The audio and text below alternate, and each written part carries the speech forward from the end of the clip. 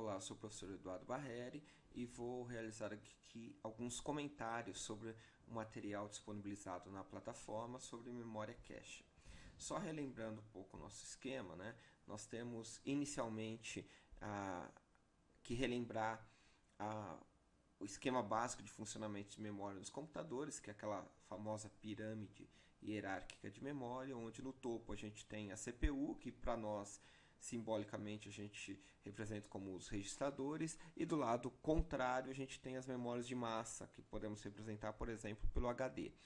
Lembrando, quanto mais próximo a gente estiver da CPU, mais rápida é a velocidade de acesso e de funcionamento geral dessa memória, só que ela tem uma capacidade menor e um custo de implementação alto. Quanto mais distante a gente está, maior sua capacidade, só que ela também é bem mais lenta, né? Isso complica o nosso funcionamento, porque a cada dia que passa a gente quer armazenar e manipular mais dados, só que esses dados estão cada vez mais distantes da velocidade de acesso a ele do que a CPU requer. Ainda mais agora com essa história de múltiplos cores, né? Ou seja, você tem vários núcleos, cada vez querendo processar mais e mais coisas. Então, um dos grandes desafios é tentar sempre aproximar essa velocidade, né? Usando outros tipos de memória, outros tipos de armazenamento em massa, para tentar minimizar esse impacto histórico que a gente tem. Então, toda vez que a gente pensa nessa pirâmide, a gente sempre tem que pensar da relação entre níveis adjacentes. Então, por exemplo, no nosso caso, a gente já vai poder dar alguns nomes aos bois, né? Ou seja, quando a gente pensa na CPU, pertinho dela a gente tem a memória cache, da memória cache a memória principal e, por exemplo, da memória principal o nosso HD. Então, tem alguns conceitos aí que devem ser revistos e destacados. Por exemplo, a ideia de bloco ou linha, né, que é a unidade de informação mínima que pode estar presente ou ausente na hierarquia entre dois níveis. Então, por exemplo, quando eu quero acessar um determinado bloco de dados, ou ele está disponível naquele meu nível de memória, ou eu vou ter que buscá-lo num outro nível. Aí entra a nossa ideia de acerto, ou seja, se os dados são ou não encontrados em algum bloco do nível superior, que é o nível que eu estou agora. Então, por exemplo, eu quero buscar informações. Essas informações estão na memória cache? Se não, eu não acertei, eu errei. Se tiver, ótimo, eu posso manipular. Se não tiver na memória cache, por exemplo, pode estar na memória principal. Se não tiver na memória principal, se eu estiver usando aquele esqueminha nosso lá de SO de memória virtual, pode estar, por exemplo, em disco. Depois vem a ideia de falha, que é isso que nós já falamos, ou seja, eu quero buscar um bloco, ou seja, um conjunto de informações que por algum motivo não estão encontrados, não estão disponíveis. Né? Então, com isso, eu vou ter que trocar de nível. Né? Por exemplo, não está na memória cache, então vá lá na memória principal e busque, que está uma memória no nível logo, né, abaixo. Se não tiver na memória principal, vai lá na memória virtual do disco e assim por diante. Então a falha é quando eu não encontro e eu vou ter que recorrer a busque numa memória mais lenta para tentar trazer essa informação para que eu possa trabalhar. Depois tem a ideia de taxa de acerto, ou seja, de todas essas vezes que eu estou tentando buscar um conjunto de dados naquela minha memória, seja cache, memória principal, tudo faz, quantas vezes eu obtive sucesso. Quanto mais vezes eu tentar buscar um dado e o dado estiver disponível, melhor para o nosso desempenho. Tá? Isso é mais satisfatório para nós. E o contrário, que a taxa de falha, é a parte ruim. Ou seja, eu quero buscar alguma informação, ela não está aqui. Eu vou ter que trazer de uma memória mais lenta do que a memória atual. Isso tudo vai consumir tempo e vai ser ruim para o desempenho do sistema. Qual que é a ideia de taxa de acerto ideal? A CPU vai buscar as coisas na memória cache que está interna, né, à pastilha do teu processador. Então ela vai lá buscar e sempre que ela buscar alguma informação ela acerta. Ou seja, o desempenho é ideal para nós. E aí a gente começa a falar de taxa de acerto e taxa de falha. Quando o dado está à minha disposição e quando não está. Quando não está, eu tenho que parar tudo, acessar uma memória mais lenta para tentar trazer de lá para depois fazer o acesso. Isso vocês já podem imaginar que é ruim para o nosso desempenho. Então, tempo de acerto é o tempo para acessar o nível superior da hierarquia de memória, incluindo o tempo necessário para determinar se o acesso é um acerto ou uma falha. Então, acessei a memória cache, está na memória cache, beleza, perfeito. Né? Então, isso aí, consegui acessar e consegui checar que ela está ou não está, de preferência que esteja. A penalidade de falha, nós já indiretamente falamos sobre isso, é o bloco que eu quero, ou seja, o conjunto de bytes que eu quero acessar, não está lá à disposição. Tá? Por exemplo, um vetor de caracteres, não está lá à minha disposição. Então, eu vou ter que substituir para um bloco de um outro nível. Vai da memória cache, vai lá na memória RAM, que é uma memória mais lenta, busca um conjunto de blocos ou um bloco só, depende da técnica, traz para cá e aí sim eu posso acessar. Essa é a penalidade, ou seja, fica esperando que eu vou ter que buscar lá. Tá? É mais ou menos essa a ideia. Então, falando especificamente de memória cache, e essa imagem aí ajuda a gente a ilustrar bem isso, né? Você tem a ideia que é uma memória rápida, mas não tão rápida quanto o registrador, mas o seu desempenho é muito próximo, porque na hierarquia de memória ela está bem lá próxima a isso. Né? Então ela fica bem próxima, ou mesmo e atualmente interna à CPU, e tem uma velocidade de acesso muito satisfatória, ou seja, toda vez que a CPU for tentar buscar um dado ali, o tempo de espera da CPU é bem pouco, tá? É bem baixo, não precisa ficar esperando muita coisa. Vai lá, acessa e ganha essa informação. A gente pode ver pelo desenho que essa cache é dividida em níveis. Basicamente, o nível quer dizer assim, quanto mais baixo for o nível, mais específica é a cache de dados ou de instruções, menor ela é e existe uma tendência dela ser mais rápida. Quantos níveis de cache eu posso ter? Filosoficamente, infinitos. Na prática, normalmente você trabalha com 1, 2 ou 3 níveis de cache na maioria dos processadores atuais. Mas a ideia dela é alta velocidade e pequena capacidade, pelo seu alto custo de projeto. Né? Então, a gente tem um pouquinho mais sobre o que é a memória cache. Então, a ideia básica dela é colocar sempre na memória cache os dados e instruções que são mais comumente, ou seja, são mais utilizados pelo processador. Quem são esses dados a princípio? Parte do sistema operacional e dos programas em execução. Programas de execução tendem a ser muito executados, então é bom que esteja lá. E parte do SO também é bom que esteja lá. Existe uma regrinha que é conhecida por 80/20, ou seja, 20% dos dados e instruções são usados 80% das vezes. Por quê? É aquela história de ficar fazendo laços de repetição. Toda hora você está executando uma cadeia de coisas e boa parte do tempo executando as mesmas coisas. Então a ideia é poucos dados e instruções são executados muito. A partir dessa ideia, dá para você falar, bom, aí torna-se útil eu manter esses dados na memória cache, porque toda vez que eu precisar, vai demorar menos tempo eu acessar na cache do que eu acessar na memória RAM. Tá aí o ganho de desempenho. Tem uma quantidade pequena do programa que eu acesso muito. Se essa quantidade pequena estiver na cache, eu ganho em velocidade, porque ela é mais rápida do que o acesso à memória RAM. Tudo bem? Normalmente você tem associado a essas memórias um controlador de cache, que tem uma série de peculiaridades que, no exemplo da nossa disciplina específica, que a gente não entra em pormenores, né? Mas em outras disciplinas, em cursos de engenharia da computação, ciência da computação, isso é destacado a exaustão. Como controlar isso daí? Porque uma das partes mais legais da cache é assim, como que eu vou adivinhar se o que eu coloquei na memória cache é o que mais é acessado pelo processador, ou seja, a parte do programa mais usual. Então, essa parte de adivinhação ela é feita, obviamente, através de algoritmos e técnicas, pelo controlador de cache. Então, a nossa cache tem esses níveis, né? Quanto mais próximo a gente está do processador, mais baixo é esse nível, que a gente conhece classicamente por L1. Tudo bem? A partir do momento que você vai criando outros níveis de memória cache, o que você está fazendo?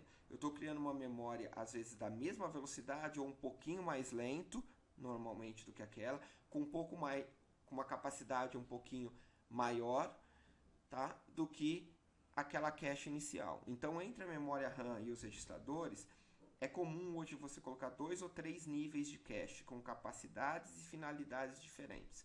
Hoje em dia é muito fácil você ver em processadores que a cache L1 normalmente é dividida em dados e instruções, ou seja, tem uma cache L1 só para dados e uma cache L1 só para instruções. Mas você pergunta, por que isso?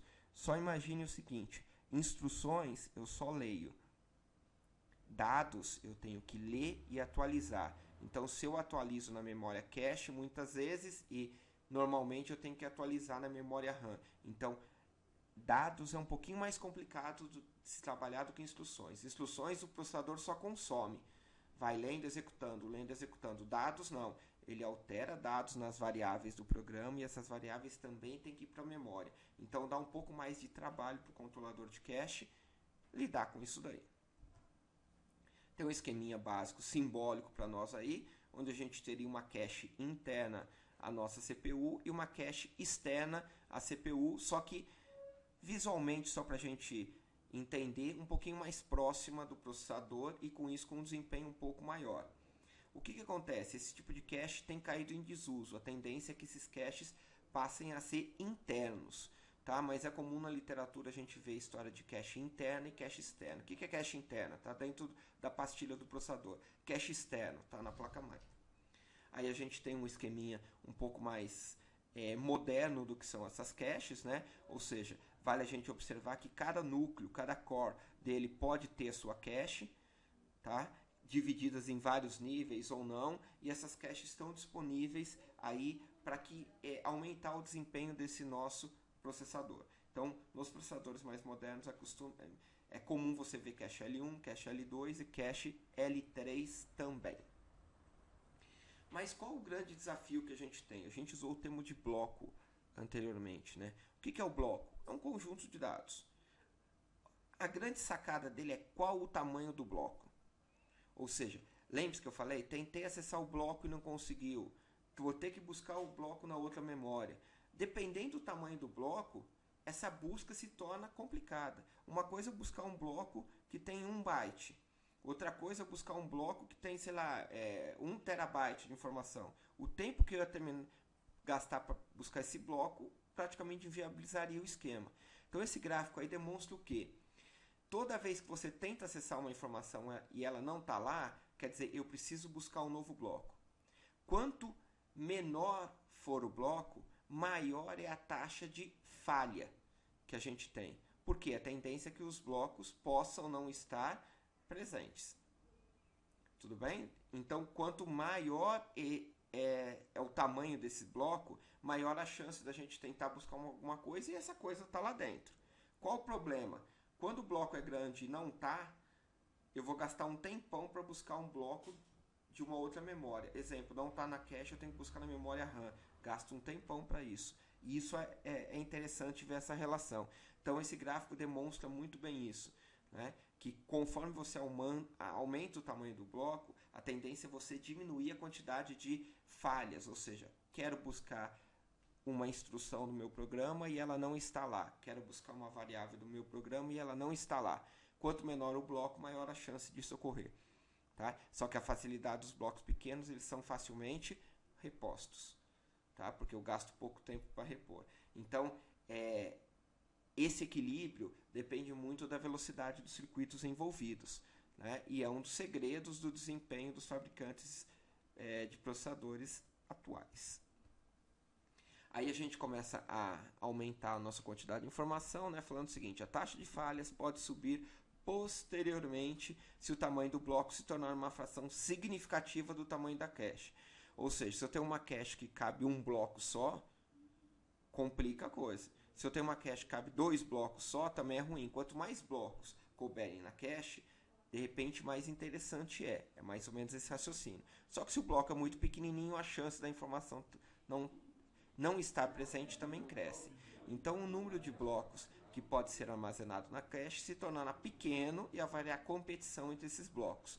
Toda hora tira, põe bloco e assim por diante. Tá? Então, pode ser que você não encontre uma informação, tenha que tirar o bloco e você não usou o bloco inteiro, pelo fato de ele ser muito pequeno. Então existe uma história que a gente chama de custo de falha, né, dentro desse contexto, e ela vai aumentar com isso. Então a penalidade de falha é determinada pelo tempo para buscar o bloco e carregá-lo na cache. Aí vem com o termo de latência até a primeira palavra e tempo de transferência. Ou seja, a latência é quanto tempo eu tenho que esperar para esse cara aqui estar disponível. Né? Então o tempo de transferência aumenta conforme o tamanho do bloco aumenta. Quanto maior a quantidade de informações do bloco, mais tempo eu vou demorar para ler da memória e trazer para cá. Essa relação ela é sempre tênue. Né? Ela não tem um ponto de equilíbrio tão fácil. E está aí as experimentações dos processadores para aumentar o seu desempenho conforme a eficiência dos controladores de cache, da velocidade da cache e assim por diante. Tá? Então isso é interessante, cada fabricante tem uma conduta e tem um segredo aí para tentar melhorar esse desempenho. Ou seja, não é fácil resolver isso daí. E cada processador, cada família de processadores acaba adotando algumas posturas conforme o desempenho do seu hardware, que o seu hardware de forma geral permite. Falando rapidamente, só para a gente fechar essa informação inicial sobre o projeto de memória cache, quando se pensa num projeto para suportar a memória cache, a gente precisa lembrar algumas coisas. Né? Você tem a memória principal, a CPU que vai conectar a memória principal através de um barramento. Normalmente esse barramento é bem lentinho, ou seja, bem devagar em relação ao processador. Nós estamos supondo, por exemplo, o barramento pode ser 10 vezes mais lento que o processador. Então acessar essa memória é lento pra caramba. Tá? É bem lento perto da eficiência do processador.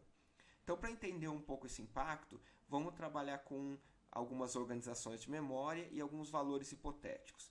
Ou seja, eu demoro um ciclo de clock, de barramento de memória, para enviar o endereço. O que quer dizer isso? Conforme a velocidade, né, o clock do meu circuito, eu vou demorar um ciclo de memória para poder mandar o endereço para ele. Tipo, eu quero ler alguma coisa que está na posição 10 de memória. Tá? Então eu tenho que pedir essa memória aí. Depois, 15 ciclos de clock de barramento de memória, ou seja, dentro desse desempenho aí que já é lento, para cada acesso à memória. Então, um ciclo para falar, eu leio do endereço 10 e 15 ciclos para poder fazer o processamento e a memória acessar aquela informação que está na posição 10. Um ciclo, quero o endereço 10. 15 ciclos esperando ele ler o endereço 10 e depois mais um ciclo para ele devolver. E, por exemplo, a gente pode trabalhar com um bloco de cache de 4 palavras. Então vamos ver uns modelos aí, só para a gente entender um pouquinho esse desempenho. Vamos ver 3 abordagens, tá, que a gente encontra facilmente na nossa literatura. E eu vou comentar cada uma delas conforme a gente for descrever um pouquinho o desempenho dela. A primeira abordagem, o que a gente tem? A CPU com a cache, que pode estar internamente na mesma pastilha ou não, mas o que eu quero que a gente pode ver fisicamente é o seguinte: a largura do barramento é a mesma entre o barramento da cache, entre a capacidade de armazenamento da cache, o barramento e a memória. Tá? Então a largura de uma palavra. Vou ler, por exemplo, se o meu processador for de 1 byte, eu estou lendo 1 byte, se for 16 bits e assim por diante. Então vamos ver qual a penalidade de eu falar o seguinte: lê alguma coisa da cache. A cache me fala, esse bloco não está aqui, eu vou ter que buscar esse bloco na memória principal. Como a gente caracteriza essa penalidade? Um ciclo para dizer o seguinte: vai lá na memória buscar isso daí. 4 vezes 15, por que 4? Porque o nosso bloco tem 4 palavras. Se tivesse 16, ia ser 16 vezes 15 e assim por diante. Então eu tenho que ler 4 informações da memória. 4 vezes 15. Tipo, vamos pegar o primeiro, o segundo, o terceiro, e ele vai ler essas 4 palavras para depois enviar. Então eu falei, eu quero um bloco a partir do endereço 1000 de memória. Então a memória vai ler 4 palavras a partir do endereço 1000 e depois me enviar essas 4 palavras. Então são 15 ciclos esperando e mais um ciclo para enviar. Como são 4 palavras em cada bloco, são 4 vezes 15 para esperar ele ler, depois 4 vezes 1 para esperar ele devolver todos. Ou seja, eu cache pela penalidade de falha, tem que esperar 65 ciclos de memória para que a informação chegue. Tudo bem? Então, a minha paciência tem que ser essa. Quantos bytes eu tenho por ciclo? Por exemplo, 4 vezes 4. Por que esse 4 aí? Um 4 vem do bloco da cache. E outro 4 se a gente estiver trabalhando, por exemplo, com 32 bits, que são 4 bytes. Então, são 4 palavras de 4 bytes. 4 vezes 4, dividido por 65. Ou seja, a quantidade de bytes por ciclo que eu tenho, que vai ter de desempenho esse sistema aí, é 0,25 bytes a cada ciclo de memória. Ou seja, é bem lento o desempenho disso. Não encontrei o bloco da cache, tenho paciência e eu guardo isso daí. Um outro esquema é, observem que a gente tem a CPU, a cache trabalha com um bloco de 4 palavras e todo o barramento externo e de memória foi estendido para se trabalhar com 4 palavras. O que é legal disso? Pô, o desempenho da memória e do barramento é largo igual ao da cache. Qual é o problema disso? É você fazer uma placa-mãe e fazer uma memória para trabalhar especificamente para isso. Tudo bem? Você tem que adaptar toda a tua arquitetura para lidar com isso. No anterior, não. Se a gente voltar lá no anterior, você vê que, independente se meu bloco for de 4 palavras, de 1000 palavras, o tamanho da arquitetura é a mesma. Aqui, se eu falar o seguinte, ótimo, eu projetei todo o meu hardware para trocar 4 palavras de uma vez. Legal pra caramba isso. Muito interessante. E agora, eu quero inventar um novo processador, quer lidar com caches, com blocos de 16 palavras. Aí esse hardware não serve mais. Joga fora e faz outro. Tá? Tua placa-mãe, tua memória não serve mais. Ou seja, todo barramento, toda memória é feito especificamente para esse caso. Então vamos ver como isso funciona. Aumentei a largura de memória e do barramento. Se eu estivesse trabalhando com 2 palavras, tá? Ou seja, com um barramento de largura de 2 palavras, e eu quisesse trabalhar com 4 palavras, eu tenho que acessar 2 vezes. Então o que eu tenho que fazer? 1 para mandar endereço, 2 acessos, porque são 2 acessos de 2 palavras, vezes 15, que é o tempo de leitura da memória, mais 2 vezes 1, que é o tempo de espera, que daria 33 ciclos, que me dá 0,48 bytes por ciclo. Se eu já tivesse uma largura de barramento ideal, ou seja, exatamente do mesmo tamanho da palavra, vocês vão ver que essa continha vai ser 1 mais 1 vezes 15 mais 1 vezes 2. Tá? Ou seja, facilita um pouco, 1 vezes 1. 1 mais 1 vezes 15 mais 1 vezes 1, que dá 17 ciclos. Olha o desempenho desse cara. O anterior era 0,25, agora a gente está 0,94 bytes por ciclo. Mas qual o problema que a gente teve ali? A largura do barramento e da memória tem que ser o mesmo que eu quero trabalhar. Logo acima, aquele supondo 2 palavras, a gente viu, se não for, o desempenho nem sempre é tão satisfatório assim.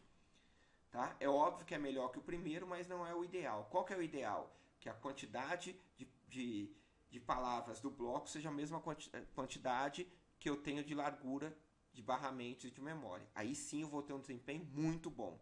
Qual o problema disso? Eu tenho que adaptar toda a placa-mãe, toda a memória para esse esquema. Mas que é interessante, é. E por último, né, a gente tem um esqueminha de trabalhar com bancos de memória. E esse esquema você vai ver que é o esquema que o teu computador trabalha atualmente. O que é isso? O chip de memória é organizado em bancos de memória para tentar ler ou escrever múltiplas palavras em um único tempo de acesso. Então olha que interessante, eu envio o endereço. Ao invés de ter 4 vezes 15, ou seja, ler o primeiro bloco, ler o segundo, ler o terceiro, ler o quarto, cada banco de memória faz a leitura em simultâneo. Então ao invés de demorar 4 vezes 15, eu demoro somente 15. Então é 1 mais 15 mais. Na hora de devolver as coisas não tem jeito, tem que passar pelo barramento que é estreitinho. Então 4 vezes 1. Tá? Mas olha que interessante, sem modificar, sem ter que ficar alargando e diminuindo o barramento, nem alargando e diminuindo a memória, basicamente trabalhando com o esquema de banco de memórias, que é como se trabalha hoje em dia, eu consigo ter um hardware mais adaptado para qualquer processador com qualquer capacidade de cache e através do esqueminha de banco de memória, eu consigo minimizar o pior de todos os tempos, que é o quê? Que é o tempo para ler informação, que é aquele nosso 15 no nosso exemplo. Então a gente, ao invés de ser 4 vezes 15, é uma vez só 15. Com isso a gente consegue ter um desempenho de 0,8 bytes por ciclo. Desses 3 esquemas, esse é o esquema que é mais utilizado atualmente. Por quê? A gente pode ver, ele dá o desempenho igual ao anterior, de 0,94 bytes por ciclo? Não. Então ele é o melhor desempenho possível? Não. Mas ele é o melhor desempenho possível sem a necessidade de um hardware específico para cada capacidade de organização da cache em blocos. Senão, para cada família de processadores ou cada processador, cada modelo de processador, você teria que ter uma placa-mãe e uma memória totalmente diferente, o que inviabilizaria comercialmente qualquer coisa. Tá? Então, com isso, a gente consegue ganhar desempenho. Certo? Esse é um material básico desse primeiro papo nosso sobre memória cache, né, que é uma extensão da aula anterior. Espero que tenha auxiliado vocês durante esse aprendizado e até o nosso próximo encontro.